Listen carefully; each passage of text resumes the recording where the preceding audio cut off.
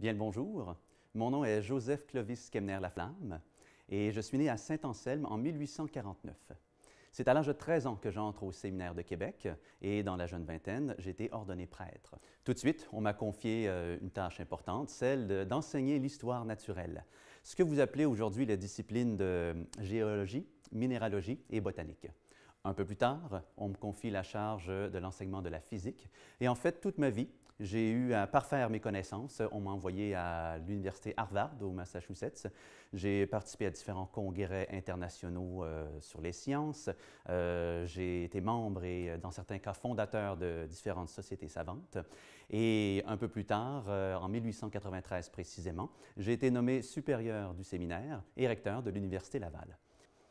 L'endroit ou la façon dont j'ai laisser ma marque, ce serait peut-être plutôt en tant que vulgarisateur et pédagogue, étant donné que j'aimais beaucoup agrémenter mes enseignements de démonstration et d'expérimentation, ce qui était relativement nouveau à mon époque. Alors, je le faisais non seulement pour mes étudiants, mais pour le grand public également. Alors, j'utilisais, par exemple, les objets qui sont ici devant moi. Pour expliquer les ondes sonores, j'utilisais ce ballon à clochette. Alors, vous voyez cette clochette à l'intérieur. Si on bouge un peu, on entend le son. Mais le son doit avoir un élément dans lequel voyager. Dans ce cas-ci, l'air. Alors, si on utilise une pompe à air, une pompe à vide, alors on peut faire le vide dans ce ballon. Et ensuite, même si on actionne, si on bouge le ballon en question, le son ne se propage pas. Alors, c'est une façon de confirmer que le son est une onde. Alors, ça vous donne une idée de ce que j'ai fait durant ma vie. Tous ces objets dont Monseigneur Laflamme vous a parlé, ce sont des objets qui se retrouvent ici au Centre de conservation et d'études des collections. Et d'ailleurs, pour en discuter, je suis avec Sylvie Toupin, qui est conservatrice, et d'ailleurs également Monique Blouin, qui est chargée de projet. Alors, ce sont des objets qui sont issus de la collection des prêtres du séminaire. Pourquoi en avoir fait l'acquisition au musée? Et en fait, en 1995, le Musée de la Civilisation, qui s'appelle aujourd'hui les Musées de la Civilisation, s'était vu confier la gestion et la conservation du patrimoine, en fait, des collections pédagogiques qu'avaient amassées les prêtres du séminaire depuis leur arrivée là, dans la colonie française. Et parmi ces collections se retrouvaient de très beaux instruments qui ont constitué le cabinet de physique, surtout au 19e siècle, en fait. Et d'ailleurs, est-ce que ces objets-là ont contribué à façonner la science et les technologies d'aujourd'hui qu'on connaît, là?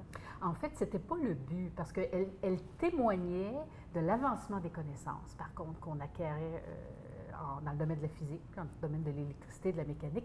Mais par contre, ce sont vraiment des instruments pédagogiques, c'est-à-dire qui ont été conçus et utilisés par les prêtres pour la démonstration en classe. Alors, on présentait, le prêtre enseignant était devant la classe, allait au cabinet chercher un instrument, faisait la démonstration devant les étudiants. Donc, on voyait la science se passer d'une certaine façon.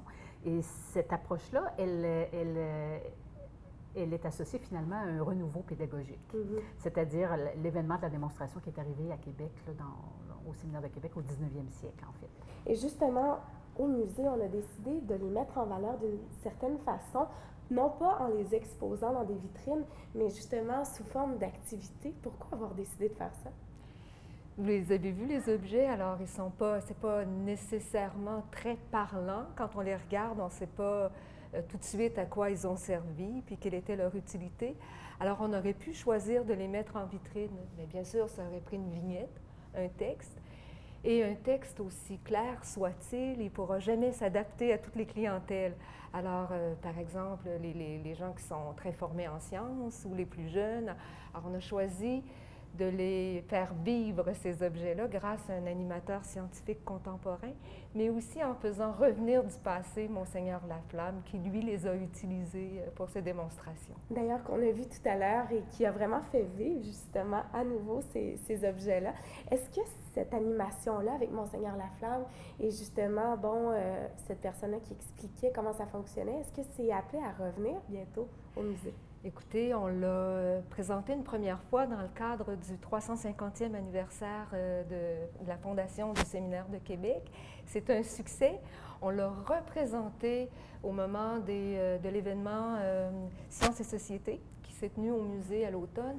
Et on l'a repris une troisième fois dans le cadre de l'événement Rares et précieux. Alors, on a conservé finalement tous les objets plus contemporains qui ont servi à faire les animations. Puis oui, il y a de fortes chances qu'on reproduise une autre fois. Alors, ce sera à suivre. Bien, c'est à surveiller. Merci beaucoup, Monique Blouin et Sylvie Toupin.